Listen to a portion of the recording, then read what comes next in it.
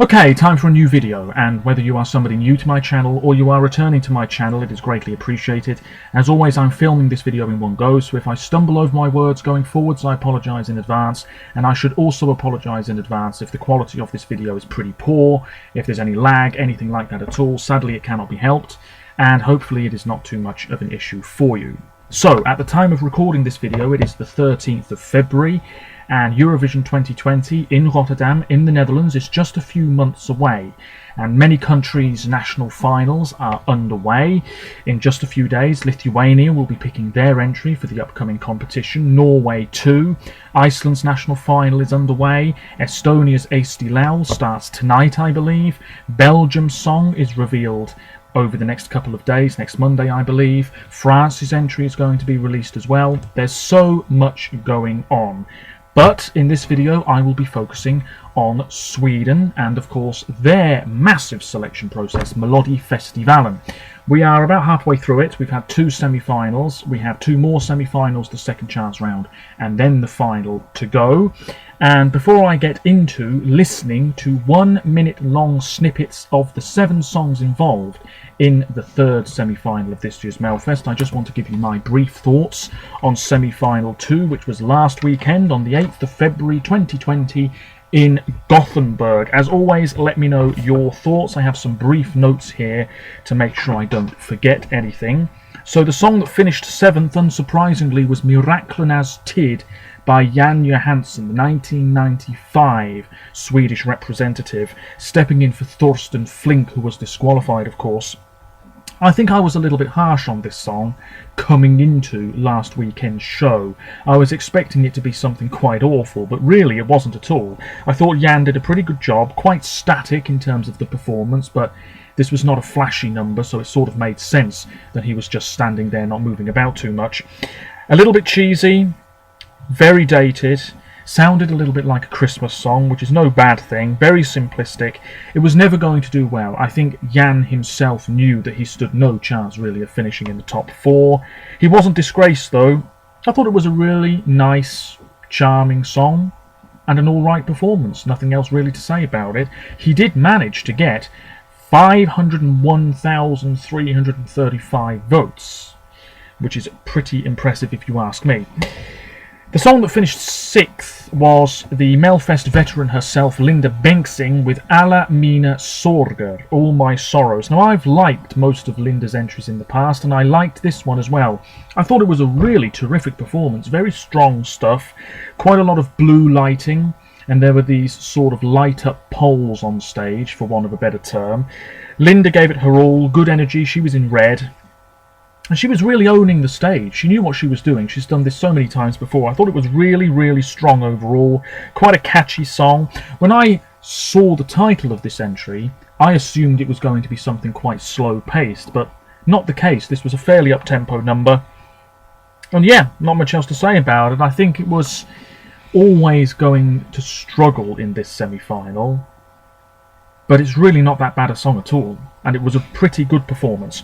And then the song that just missed out on the second chance round, this was Clara Hammarström with Nobody, and this song had emerged as a little bit of a fan favourite in the build-up to last weekend's show. This was a very credible pop song, but it was lacking a little oomph. After the first verse and the first chorus, I just got a little bit bored by the whole thing. But it was a strong performance, you know, it wasn't that bad at all. There was some choreography, the vocals were fine. It was quite a radio-friendly sort of song.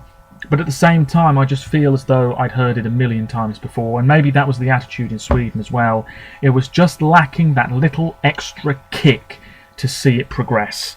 And yeah, I've written down here, always a tough ask to get through this semi-final. I don't know why I've written that, but yeah, as a newcomer, it's got to be something truly spectacular, I feel, to really leave an impression. I think Clara will be back, because it wasn't that bad a song and it wasn't that bad a performance. The songs that went through automatically to the grand final, and I believe this is the first time in years that 2 female soloists have gone through a Melfest semi-final, so about time if you ask me. The act that I believe won the second semi-final in Gothenburg, Song 7, Kingdom Come by Anna Bergendahl. who of course represented Sweden in 2010 but didn't get out of the second semi-final in Oslo, and then was in Melfest the other year with Ashes to Ashes, which was really good and criminally underrated if you ask me. Kingdom Come, it's a good song. She was in a black dress. There was this sort of square structure, podium sort of thing around her, whole bunch of male dancers. The only slight quibble with this song that I have is that maybe the chorus was a little bit underwhelming, because the song was really building up. It's a powerful tune, no doubt about it, and the song was building up and building up, and I was expecting this really incredible chorus, but it never came.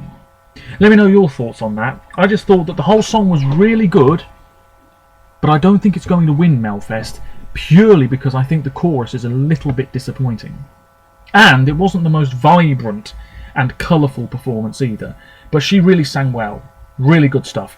And then Dotter is through with Bulletproof. This is a very fine song too, already emerging as a bit of a fan favourite, heading towards the Melfest final in a couple of weeks. I didn't think this was that incredible, but I thought it was good. I really enjoyed the performance. I believe she was alone on stage. She was wearing a sort of sparkly top, and the lights were shining on it, so it looked as though all of these red fragments were flinging off her chest, if you see what I mean. And then towards the end it was white light shining on her, so you could barely see her face, but the whole thing was pretty powerful, and she was interacting with the light as well. And yeah, it was solid stuff, and I'm glad she went through, because she was underrated a couple of years ago with her quirky, somewhat divisive entry Cry. This is much more accessible, and it was always in with a chance. The songs that went through to the second chance round, I don't know who finished third here, it's anybody's guess. Mendes featuring Alvaro Estrella. Mendes always seems to do well in the public vote, so I can see him probably getting through the second chance round. And Alvaro Estrella's been involved in Melfest once before as well, but didn't qualify. Vamos Amigos, the song, just as we sort of expected it would be. Colourful, catchy, some Spanish lyrics, which we don't often get in Melfest at all. Good energy. I thought this was solid stuff. You know, nothing incredible, nothing truly unique, but a fun 3 minutes. One of the male dancers, I think, was part of Robin Bengtsson's team in Kiev the other year. But anyway, the other song that went through to the second chance round, Paul Ray with Talking in My Sleep. There was this sort of blurred effect at certain moments of the performance. Didn't really get what he was doing at certain points, because he was just skipping about the stage, if I remember correctly, and it didn't seem to fit in with the song, which is rather sombre and melancholic. It's not a bad tune. I can see it being a big hit in Sweden, as a matter of fact, and indeed around Europe. But again, there was something lacking about it. It just got a little bit too boring as it went on. Let me know your thoughts on it. It wasn't a bad semi-final. I think the right two songs progressed, in all honesty. So, semi-final 3, I'm finally going to react to snippets of the songs. I'm on svtplay.se. That's where I'm listening to these songs. So, what I've read online, yesterday I was looking at what the Swedish press were saying about these songs, and they didn't seem particularly excited about this semi-final. They said that Mariette's song was a big disappointment, but similar to the sort of music she releases away from Melfest. They said that Mohombi's song was like Turkish Eurovision songs when they were competing, 10 plus years ago. I'm interested to hear Drangana. Something tells me I'm really going to like that song. It might be a bit of a guilty pleasure. Anyway, let me know your thoughts. I've seen very little else from Eurovision fans regarding what songs are popular at the moment and which ones aren't. So here we go. Apologies if the quality isn't that great. Here it is. Mariette is first with Shout It Out. Okay. I like Mariette. I think she had my favourite song of Melfest the other year. Okay. This is okay. It needs to build up though. Okay. This urgent beat is starting to kick in. I like her voice. Okay, here we go.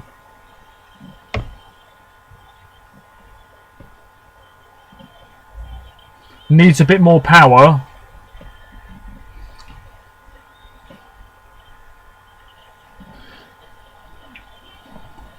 Yeah, this isn't bad.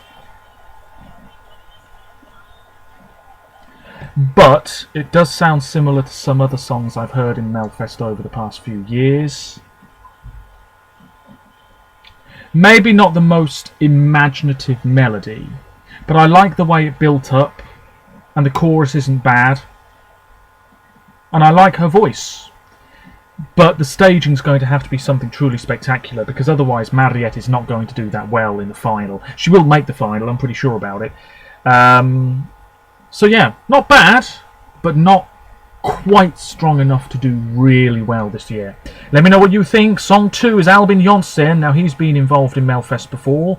This song, co-written by Robin Wernberg, who of course represented Sweden in 2013. He was the last Swedish representative, I believe, not to finish in the top 10. This song is called Livet börjar nu, and I think it's pop meets rap. I'll give it a listen. Here we go. He's got quite long hair. Piano.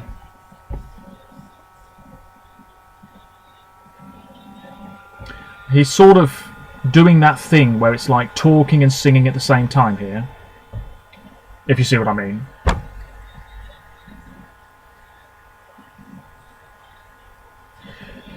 There's a sort of nostalgic vibe to this, which isn't bad.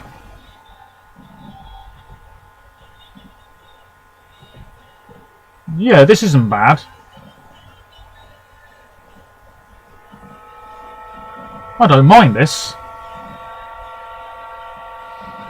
Livet börjar. Yeah.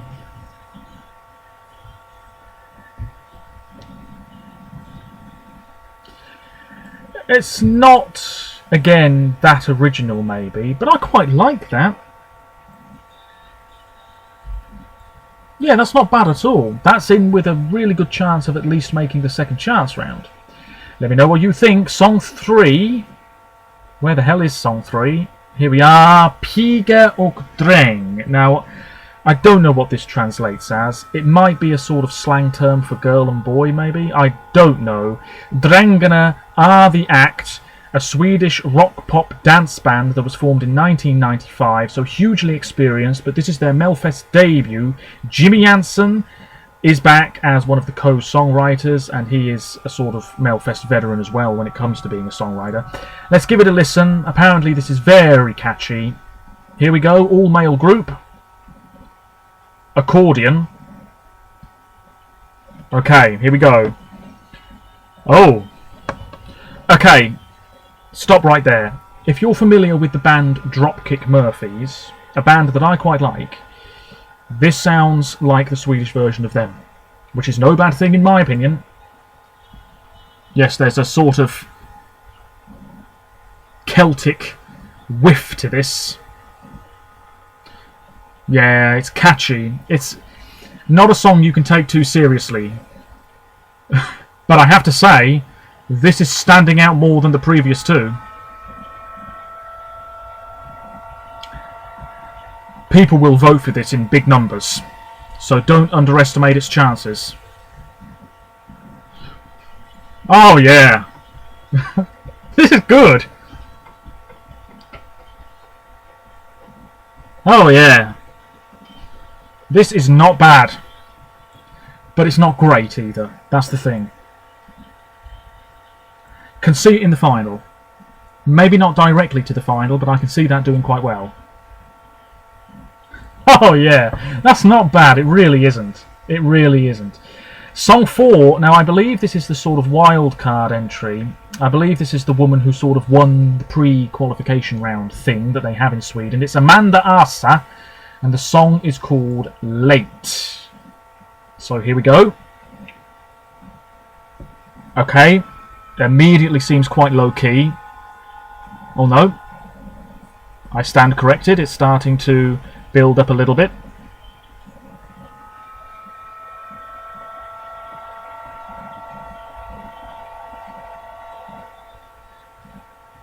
There's a sort of nice fragility to her voice, if you see what I mean. It's not really powerful, but it's nice. Yeah, this is okay. but not leaving much of an impression.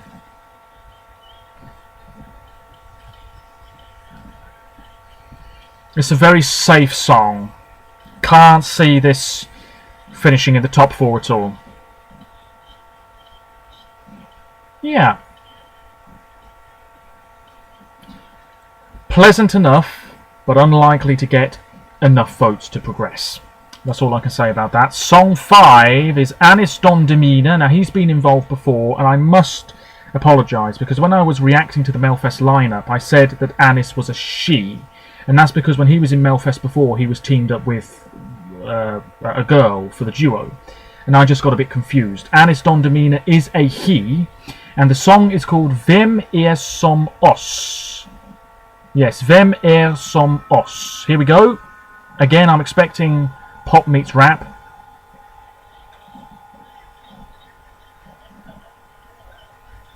Okay. Rapid lyrics.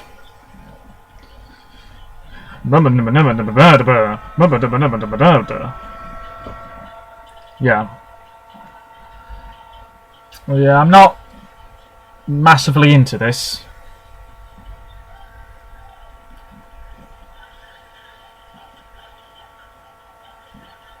It's the sort of song that they'd play just before the start of a football game to get the crowd warmed up.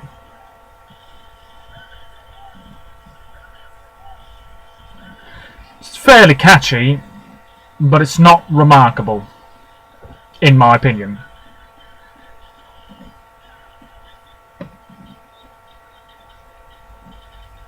Yeah, I've had enough of that. It's fine, it's fine. Might make the second chance round. Song 6, now this is definitely one to keep an eye on. Jörgen Elofsson and Liz Rodriguez have written this song for Faith Kakembo. It's called Crying Rivers, and apparently the Swedish press were really into this. So let's give it a listen. Here she is. Ooh. Okay. Do you remember the Welsh singer Duffy? Because immediately her voice reminds me of Duffy's voice. This sort of rich, soulful tone.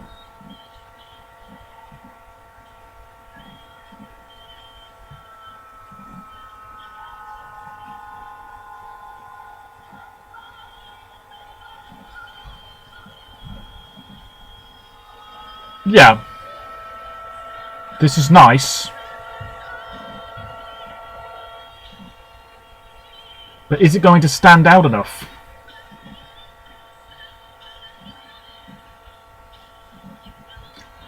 Oh, well, this is definitely good enough to finish in the top 4.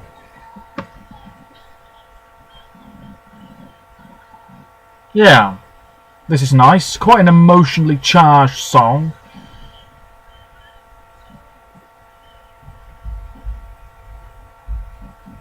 Yeah, that didn't sound bad at all. I can see why the Swedish press were very positive about it, but will Sweden go big for it? I don't know. Finally, Mohombi, and this song is called Winners.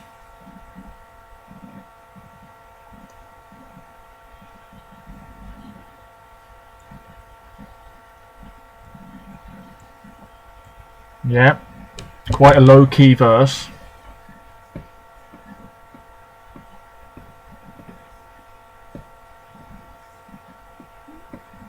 Okay.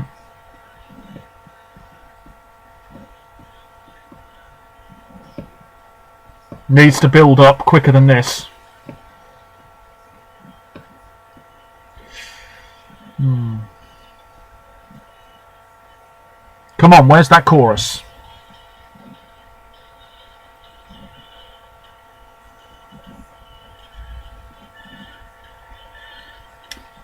This is a little bit disappointing. Not gonna lie, just my opinion. I was expecting something a little bit more attention grabbing.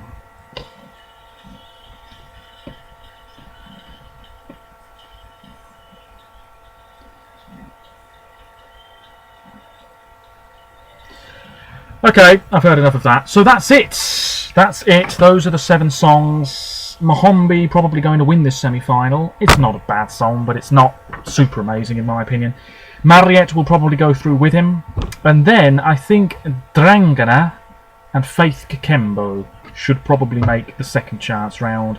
I can see Aniston Domina finishing 5th, Alvin 6th, and Amanda last, unfortunately. Anyway, this is a very long video. That semi-final will be in Luleå in the north of Sweden this weekend.